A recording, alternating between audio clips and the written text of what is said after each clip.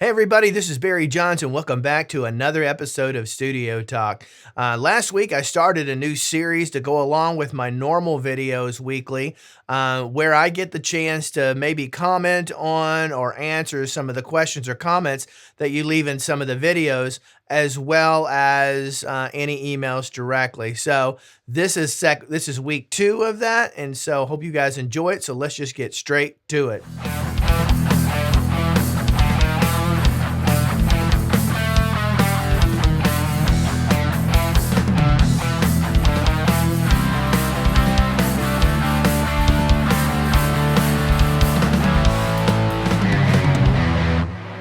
Now that little intro is done, so let's don't waste any time. Let's get straight to your questions. Global Reader writes, I was a Pro Tools user since version 6.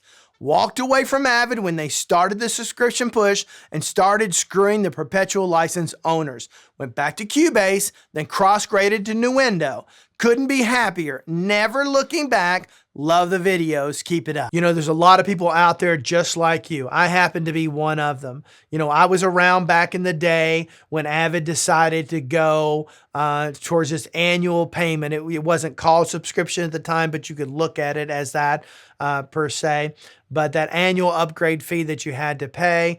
And if you go back and look at my, watch my video on where Avid banned me, that goes back to that time period where I was actually very critical of Avid for doing all of that. And I think for me, and I think many people, that was a moment of decline for Avid. That was when they started to lose their popularity. They had stopped making any decent analog to digital converters.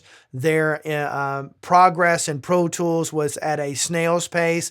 Everything from a user standpoint was just kind of stuck in limbo.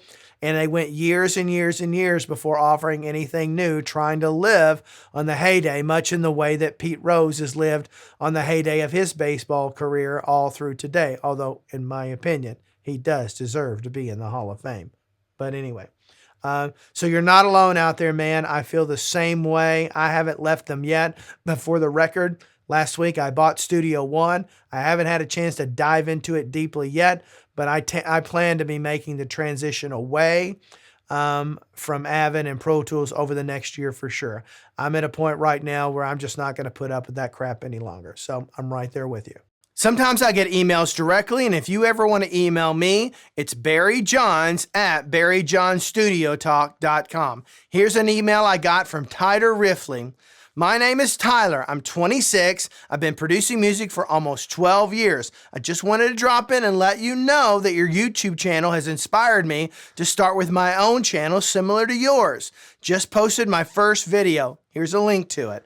It's not great quality yet, but I'm just getting a feel for things. I mentioned you and linked people to your channel. Hope that was okay. I think you and I share the same feelings on a lot of things. I'd love to chat with you if you ever have time to talk for music for just a minute. Thanks so much for your time. All right, so here's another email I got for a video Avid is going 100% subscription. Scott Fisher, who happens to be the CEO of Florida Studio, okay, or its parent company, sent me an email telling me, I was a little sad to see you missed us. We offer and always have lifetime free updates. You buy Florida Studio once, then you get all the updates for free. Hey, Scott, thanks for reaching out to me. I really appreciate that. You know, I'll be honest with you. I'd never used Florida Studio before or any of your other products. But I had no idea that you had free updates forever. So those of you watching, if you're looking for a DAW that gives you free updates forever, I consider that you explore Florida Studio as an option out there for you. I think they work on iOS devices. Not sure if they do Androids, but it gives you a lot of flexibility out there for recording as well as their plugins. So Scott, thanks for sending the email. Thanks for reminding me that I forgot a big player out there, and I wish you and your company nothing but the best. Anonymous Productions writes, preach it. After tens of thousands of dollars spent on Pro Tools over the years, I'm now happy with Ableton Live and Cubase. With that said, Pro Tools is great at what it does, and I prefer its audio editing, but if I were still moving between multiple commercial studios, I would probably stick with Pro Tools. With that said, I left Pro Tools over a year ago and have not regretted it. I haven't had one client complain that my production or my mixing wasn't done in Pro Tools. No one cares if you use Florida Studio, Studio One, Pro Tools, etc. Just go make great music. You know, I think you hit on one key point in your comments, and that is about the perception of those that ultimately are looking to hire somebody to record them, mix them, do their production, whatever that may be. You know, there was a time back in the day, and I'll be honest with you, it is back in the day, where everyone demanded that you use Pro Tools. Just like for a long time, those in the rap community would kind of expect you to have an Avalon preamp in your studio. When you went in, it was Avalon and Pro Tools, and both were great products back in the day and are still great products at the end of the day today. But we have so many more options today than we ever had in the past. And I don't think that as we come up with more up-and-coming musicians and artists throughout this, I don't think they could care less what particular DAW you're using.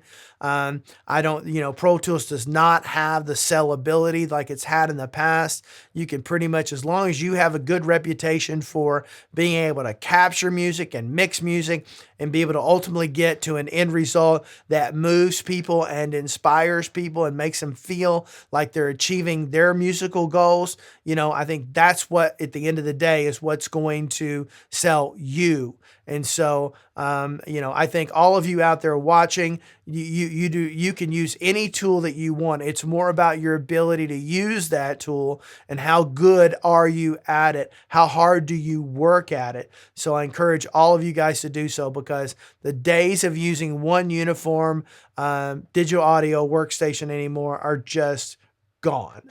There was a time it was prevalent, but it's gone today. So understand that regardless what anybody tells you. All right, so thank you guys for watching. Hopefully you got something out of this today. If you like the content that we do on this channel, please hit that like button, that subscribe button, or that notification bell so you'll find out when we've got new videos out. Until then, I hope you all have a great day.